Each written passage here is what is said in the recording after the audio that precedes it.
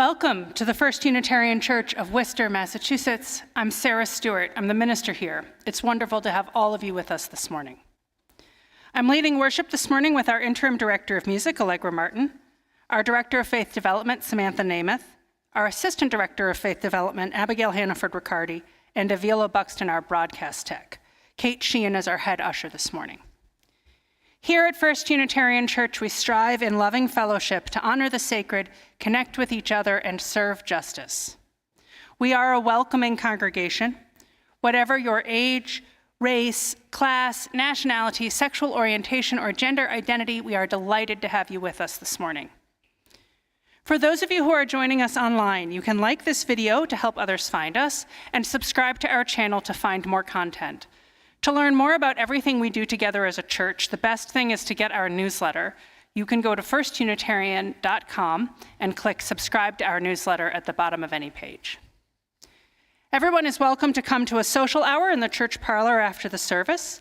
If you are a newcomer, I encourage you to stop by the welcome table, which is just through this door here on my right. We have a gift bag for you. There are friendly people who would like to get to know you better and can answer any questions you may have about our church, and you can also sign up for the newsletter there. There are announcements in your order of service, and I have a few additional announcements this morning. I want everybody to know that we are having some difficulty with our online setup this morning. So our live stream should be going out, but our children's story, unfortunately, will not be visible today on the live stream. And our wonderful broadcast tech is working in real time to fix problems. So I just ask everybody for grace and patience while we figure this out. There are two exciting things happening after church today. Hanya Bluestone is a member of the Police Officer Standards and Training Commission, a Massachusetts statewide commission on police reform, and she will be making a presentation about her work and answering questions. That's upstairs in the chapel.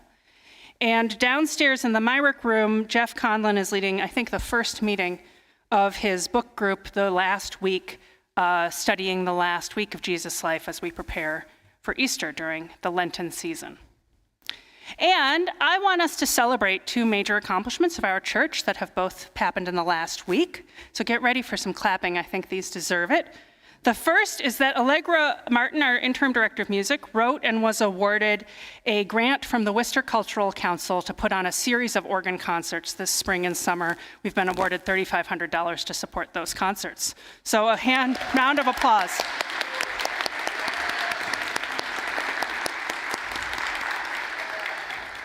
And then the second is that Samantha Namath and Abby and volunteers from our faith development department and religious educators and volunteers from around New England put on Continuum, a youth con hosted here yesterday with 60 youth participants from 13 Unitarian Universalist churches around New England. And it went off beautifully. The kids and the grown-ups had a great time. So a huge round of applause for Sam and faith development.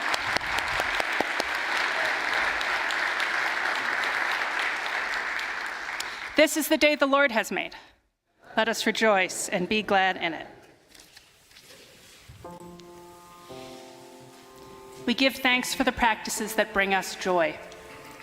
Spending time with family, being with beloved friends, playing the blues, painting, summer road trips, losing the ego, dancing in the kitchen and playing with pets, noticing beauty in the world and doing something to make a difference, laughter with friends, long walks in beautiful places, caring for plants, taking the time to notice goodness in the world, making art, meditation, alone time, singing, walking woods, turning off the news, cracking ourselves up, taking a breath, praying, remembering that we have survived pain and can be grateful for the present moment. We welcome joy into our lives. Amen.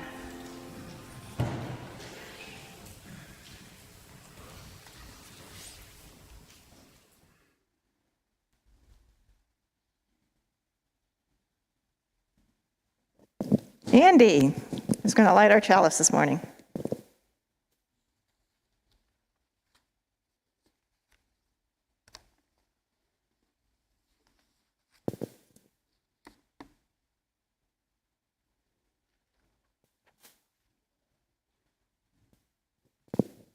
In the spirit of love, we light this chalice. Please rise in body or spirit to renew our covenant, which is printed in your order of service and appearing on your screen. In the love of truth and in the spirit of Jesus, we unite for the worship of God and the service of all.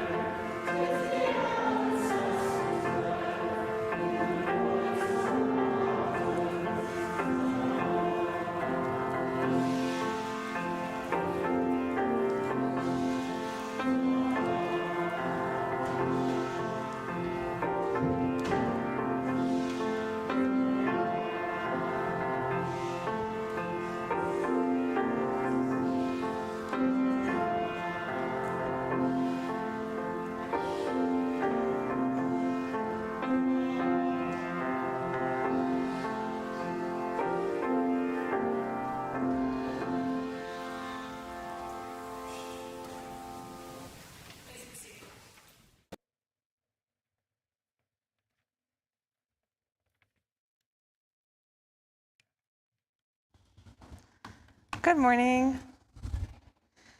So before we get started, I want to actually invite all the youth and children who want to come watch Abby's story. So please feel free to come walk up, take this moment to walk up right now. You can have a seat on the pew near Abby, on the step right there, or the steps so you can watch.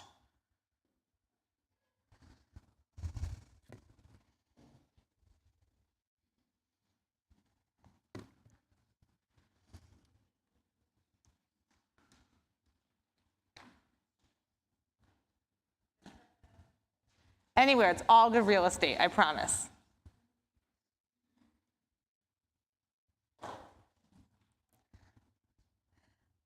Before we get started, I wanted to talk about a little about what Sarah mentioned earlier about the youth con that we had yesterday, Continuum.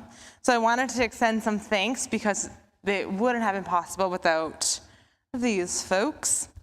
Allegra and Abby and Jerry, as well as our Uyghur professor, Verdian Gray, they were all here.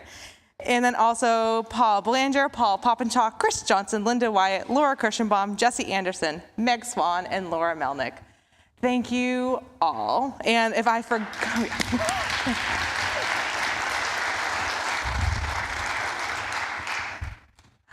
Sarah Willander, sorry, you're just like too far down on my notepad. So thank you, and if I forgot you, I'm still trying to catch up from yesterday, and I appreciate your time so much. And I want to let you know that the churches we had students from was Groton, Acton Stowe, Belmont, Brewster, Barnstable, Dorchester, West Roxbury, Haverhill, Carlisle, Danbury, Connecticut, Providence, Rhode Island, and Burlington, Vermont.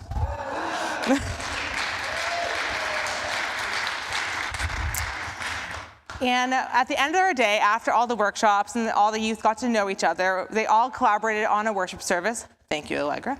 That was great. And I wanted to let you know some of the thoughts that came out. We were asked to share a word that represented the day to us in this first time experience. And some words that really stood out to me were reconnection, joy, safety, and excitement. And then we also made our warm and fuzzy bags, which are like our mail system for the youth con. And someone left a note in my bag, and it simply said, "The best day ever." So that was yesterday, and talks of having one for next year, so I'll keep you all posted. And without further ado, we have our story, and everyone have a good spot? Awesome. It's called The Proudest Blue. Mama holds out the pink, and Mama loves pink. But Asaya shakes her head, and I know why. Behind the counter is the brightest blue, the color of the ocean. If you squint your eyes, pretend there's no line between the water and the sky. It's the first day hijab. Asaya knows it, I know it, we're sisters. The next day, I wait. A new backpack, new light-up shoes, and I feel special. I feel like twirling. Asaya comes out of the house, and I stop. It is the most beautiful first day hijab ever. I'm walking with a princess. So I pretend that I am one too. But even princesses have to stop to cross the street. Asaya takes my hand in hers and says, "Come on, Faiza," and we speed walk to school. Asaya takes me to my line first and hugs me goodbye. I turn to watch her leave and give a little curtsy to the princess going to the 6th grade area. She's easy to see. Her hijab smiles the whole way. I think that when I have my first day hijab, it's also going to be blue. "What's that on your sister's head?" the girl in front of me asks. "A scarf," I whisper. I don't know why a whisper came out. "Oh," the girl in front of me says simply. But Asaya's hijab isn't a whisper. Asaya's hijab is like the sky on a sunny day. And the sky isn't a whisper. It's always there, special and regular. The first day of wearing a hijab is important, Mama had said, and it means being strong. I turn, but I can't see the blue anymore, and I'm getting a little nervous. I run to the big kid's side, 27 steps to see Asaya, and I need to give her another hug, and I need to see her smile. Faiza? Asaya's eyes wonder why I'm even here. Are you excited, I ask, about your first day hijab? She nods, smiling really big, and I feel so much better. Someone laughs near boy. It was a boy pointing at Asaya, but why? Why was there laughter? Asaya's hijab isn't a laugh. Asaya's hijab is like the ocean waving to the sky. It's always there, strong and friendly. Some people won't understand your hijab, Mama had said, but if you understand who you are, one day they will too. In class, I draw a picture. It's two princesses in hijab having a picnic on an island where the ocean meets the sky. The girl who whispered earlier said that she likes it. She says it so loud that the teacher comes over to see it. I wonder if Asaya had drawn a picture too today. It's recess time now. It's time for 5 cartwheels in a row. I land the last one by a group of 6th graders near Asaya and her friends, near a boy yelling, "I'm going to pull that tablecloth off of your head." But Asaya's hijab isn't a tablecloth. Asaya's hijab is blue, only blue. And Asaya turns away, her friends turn away, and they race towards the middle of the schoolyard, their shoes pounding the pavement, playing tag. Mama has always said, don't carry around the hurtful words people say. Drop them. They are not yours to keep. They only belong to those who say them. It takes me 48 steps to get away from that yelling boy. After school, I look around. I look for whispers, laughs, shouts. But I only see Asaya, waiting for me, like it's any regular day. She's smiling, strong. I can't wait to get home to show Mama the picture I drew, to show Asaya that I'm wearing the same hijab as her in the picture. Because Asaya's hijab is like the ocean and the sky, and there's no line in between them, saying hello with a loud wave, saying I'll always be here like sisters, like me and Asaya.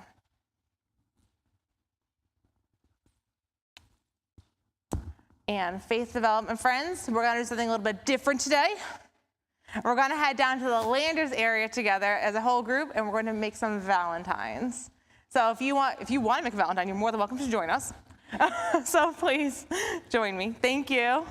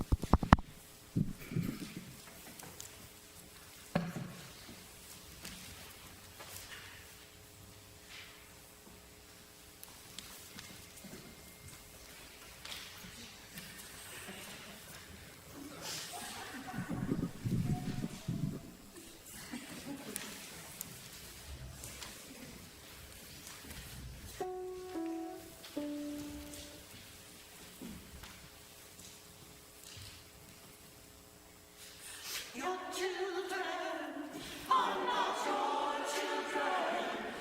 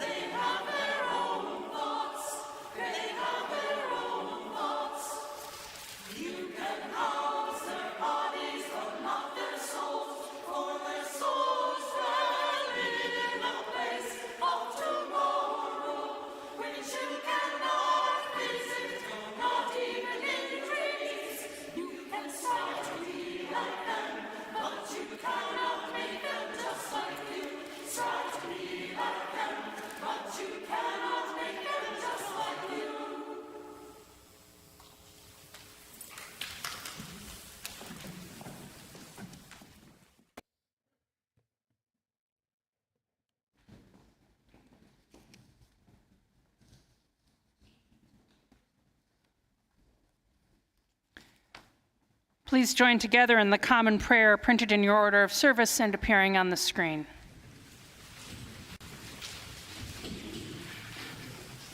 My heart rejoices in the spirit of justice. My voice is exalted by your power.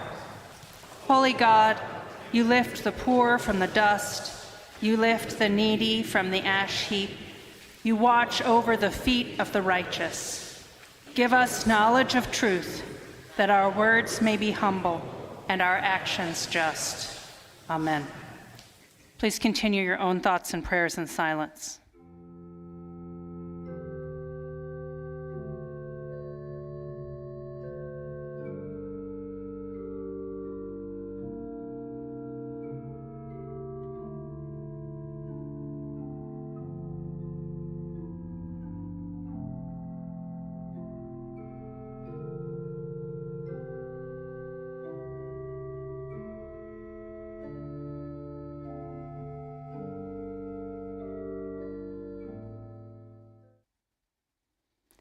In this time of prayer and meditation, we share the joys and sorrows of our church with one another.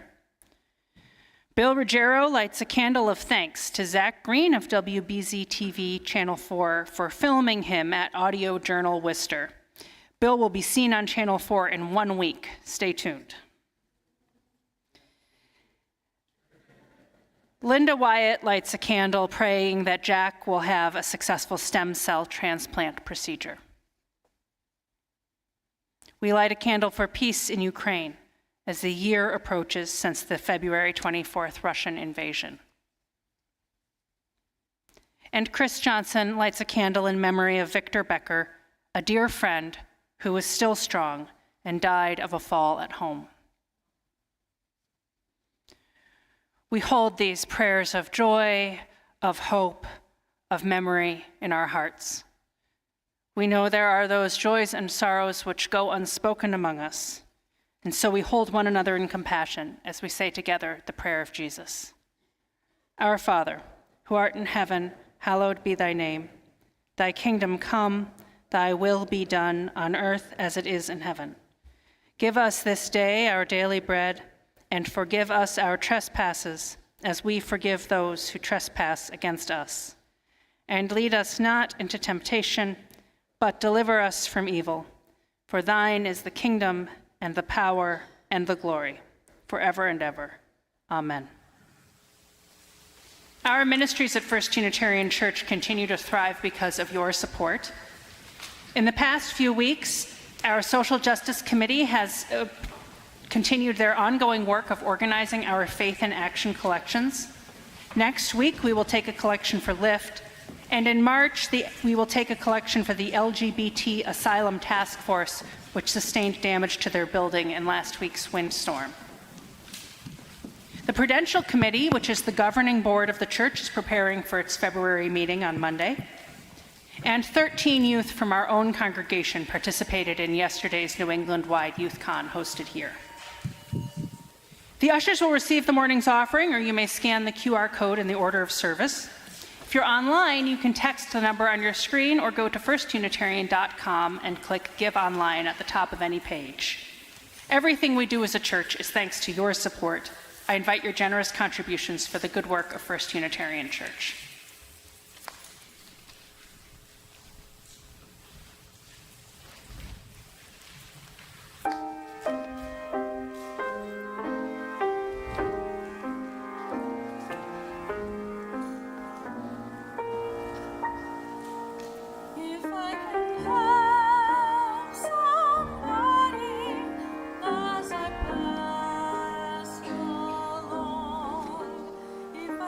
Show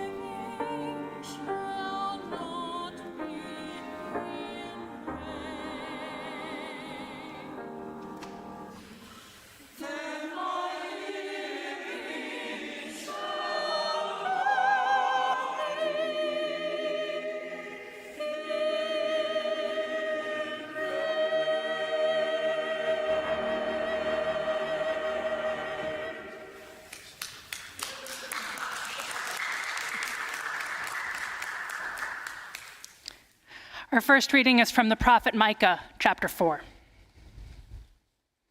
In days to come, the mountain of the Lord's house shall be established as the highest of the mountains, and shall be raised up above the hills. People shall stream to it, and many nations shall come and say, "Come, let us go up to the mountain of the Lord, to the house of the God of Jacob, that he may teach us his ways, and that we may walk in his paths. For out of Zion shall go forth instruction, and the word of the Lord from Jerusalem. He shall judge between many peoples, and shall arbitrate between strong nations far away. They shall beat their swords into plowshares, and their spears into pruning hooks. Nation shall not lift up sword against nation, neither shall they learn war any more. But they shall all sit under their own vines and under their own fig trees, and no one shall make them afraid, for the mouth of the Lord of hosts has spoken."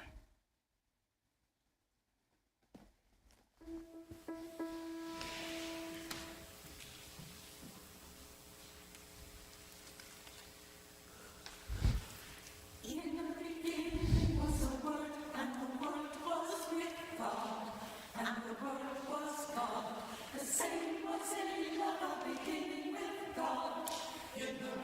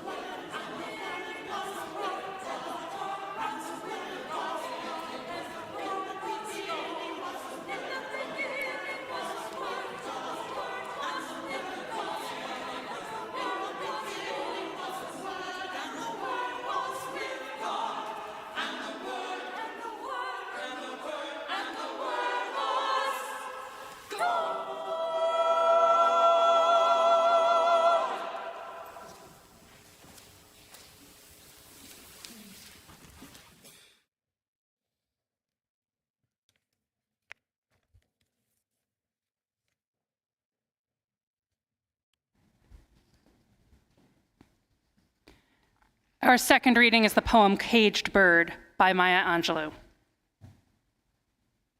A free bird leaps on the back of the wind and floats downstream till the current ends and dips his wing in the orange sun rays and dares to claim the sky.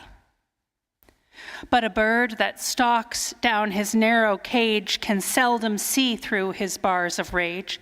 His wings are clipped and his feet are tied, so he opens his throat to sing. The caged bird sings with a fearful trill of things unknown but longed for still, and his tune is heard on the distant hill, for the caged bird sings of freedom. The free bird thinks of another breeze, and the trade wind soft through the sighing trees, and the fat worms waiting on a dawn-bright lawn, and he names the sky his own. But a caged bird stands on the grave of dreams.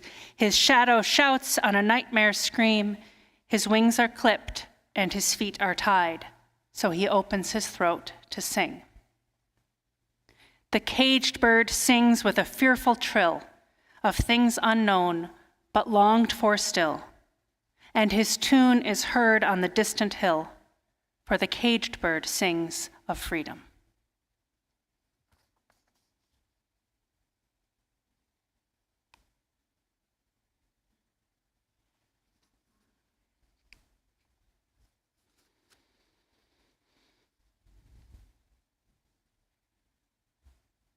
I want to talk to you today about the historical Buddha.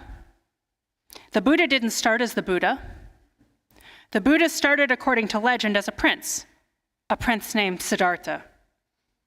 Siddhartha Gautama was born in the 5th or 6th century BCE in what is now Nepal. His father was a king.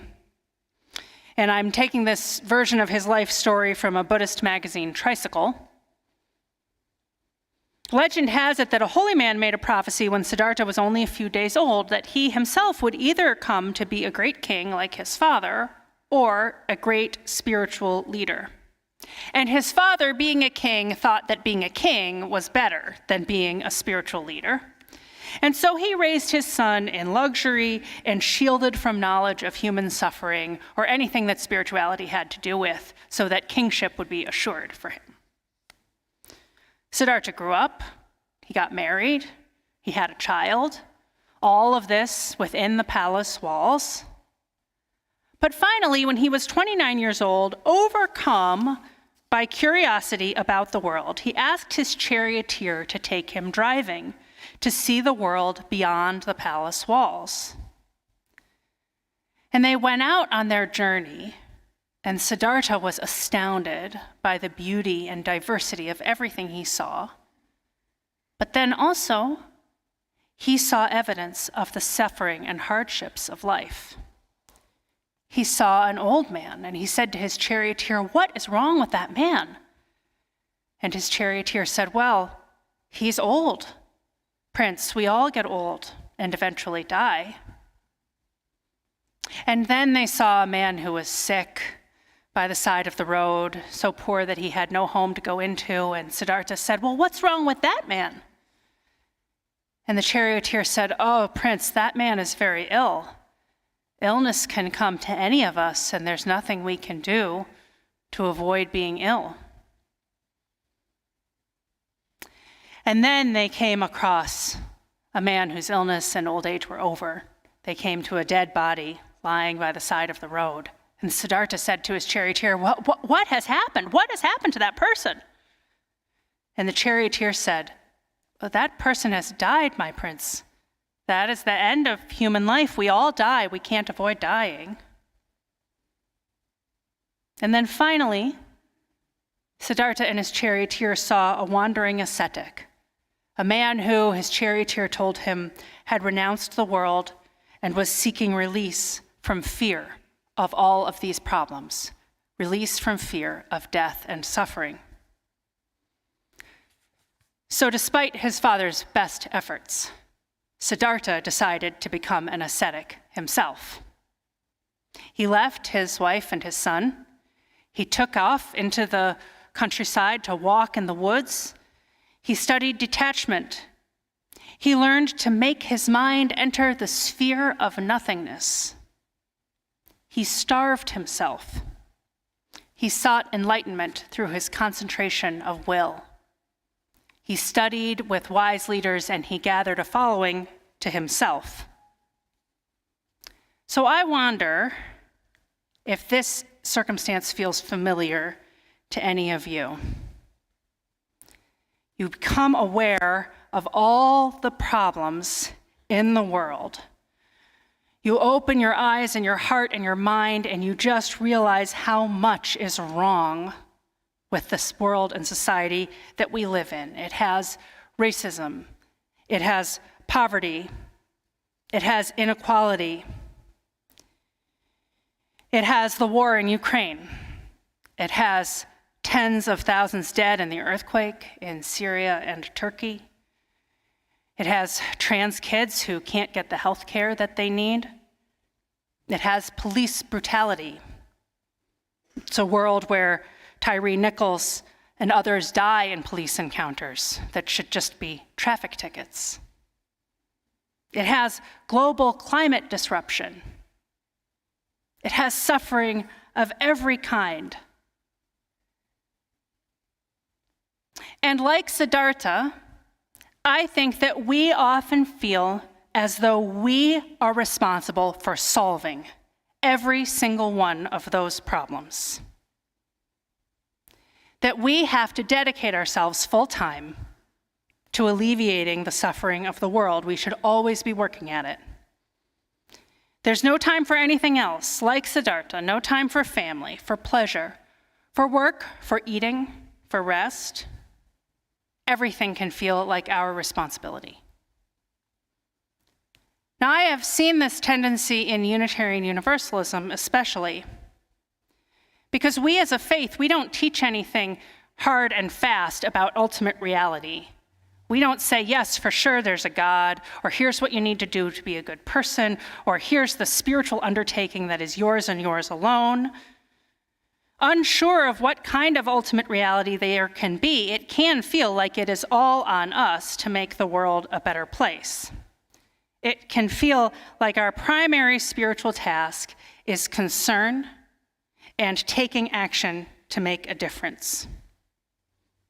But if we take that one spiritual task to an extreme, then it can leave no room for connection or meaning or joy.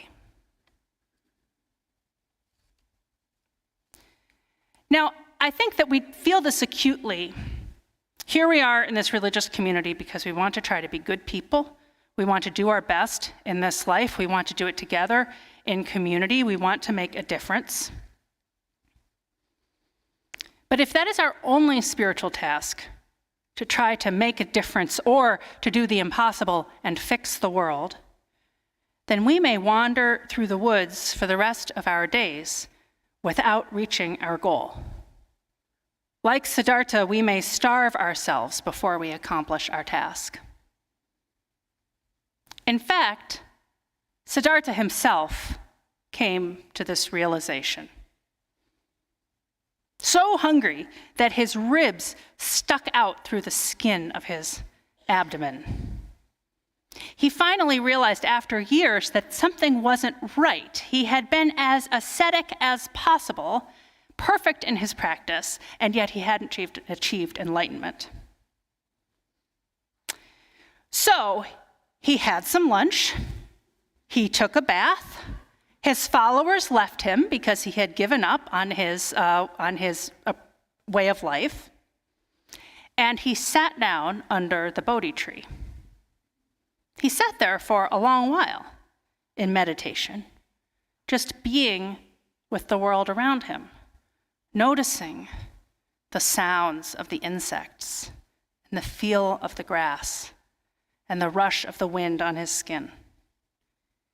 He sat like that for 6 days.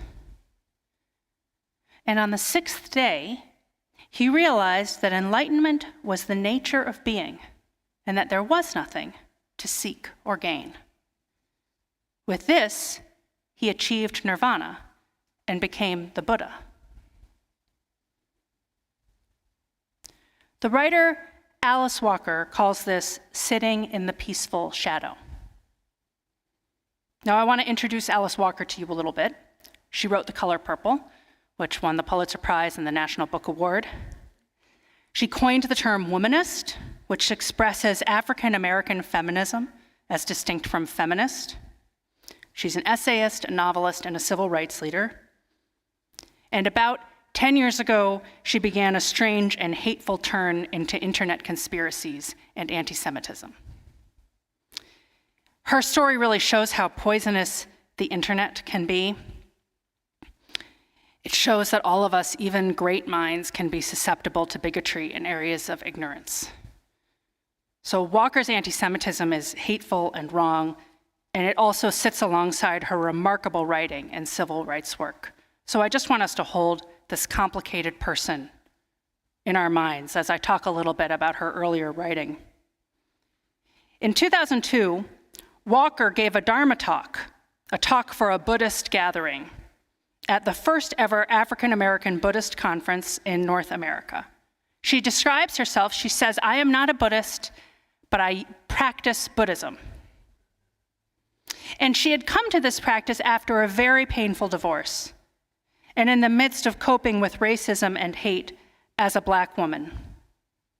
Through her practice, she discovered the power of sitting in meditation. She wrote, "This place of peace, of serenity, of gratitude, it does exist. It is available to all. In a way, this place of quiet and peacefulness could be said to be our shadow, our deserved shadow, our African Amerindian shadow. In European thought, the shadow is rarely understood as positive because it is dark, because it is frequently behind us, because we cannot see it.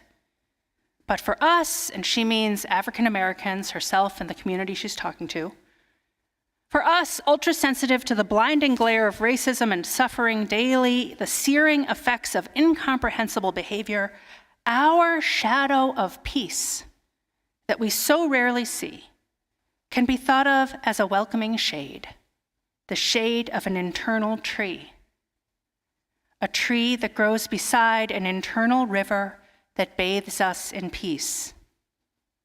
Meditation is the path that leads to this internal glade. To share that certainty is the greatest privilege and joy."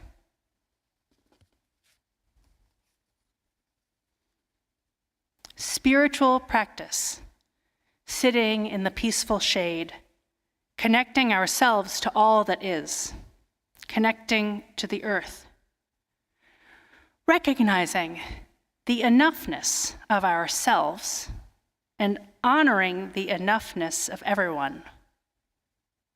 This is how we can save the world. The world needs all of our effort to make it a better place. The world needs our activism. It needs our acts of charity, our kindnesses, our protest. It needs policymaking, civil disobedience, conscientious objection, and picket lines. Through these actions, we inch political life forward in the direction of our values. Yet the world also needs whole-souled people, people who know the peace within and without, interconnected people, people whose breath and whose prayer is the swinging door between self and not self. By being spirit-filled people, we heal the world and ourselves because there is no difference. Buddhism teaches a practice called Tonglen. And here again is Alice Walker describing what she learned from the Buddhist nun Pema Chodron. She writes, "I learned an ancient Tibetan Buddhist meditation practice called Tonglen, along with the teachings that accompanied it. This involved, during meditation, learning to breathe in the pain I was feeling, not to attempt to avoid or flee it. It involved making my heart bigger and bigger just to be able to hold it all. It involved breathing out relief and happiness for myself and everyone on earth who was feeling as miserable as I was. Can we do this together for a minute? You can close your eyes if you want. You can put your feet down on the ground if you want. And you can feel whatever ills, whatever suffering you are feeling right now, whether that's a struggle in your own body or your own emotional life, or the pain of a friend or a loved one that you're carrying, or the ills of the world. And as you breathe in, let that be with you. And as you breathe out peace. Breathe in the pain, and breathe out peace. And as we breathe in, let our hearts grow bigger to hold that pain. And as we breathe out peace. We breathe in and out, and in and out. We sit for a moment, breathing in our own rhythm, and we return to this place and this time.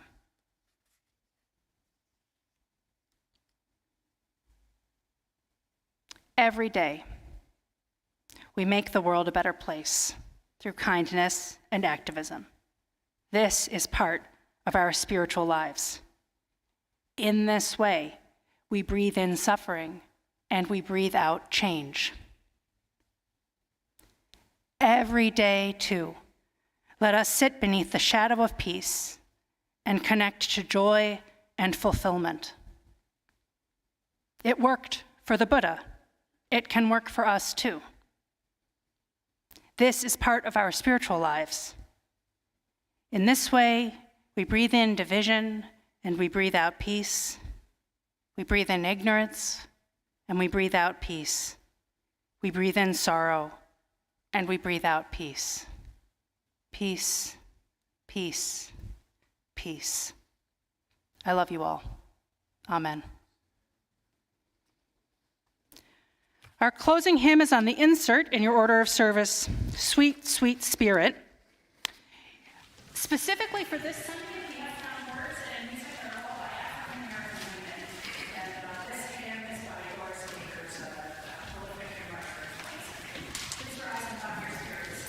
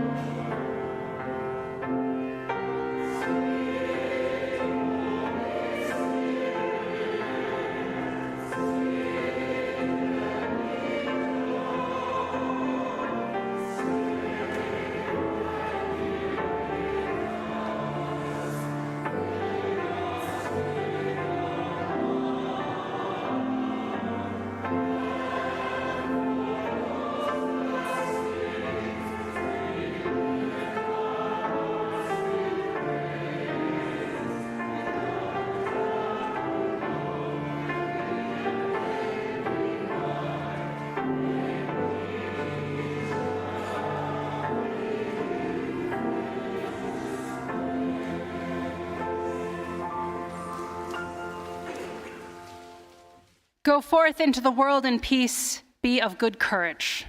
Hold fast that which is good, render to no one evil for evil. Strengthen the faint-hearted, support the weak, help the afflicted, honor everyone. Love and serve the holy, rejoicing in the power of the Spirit forever. Amen. Please be seated.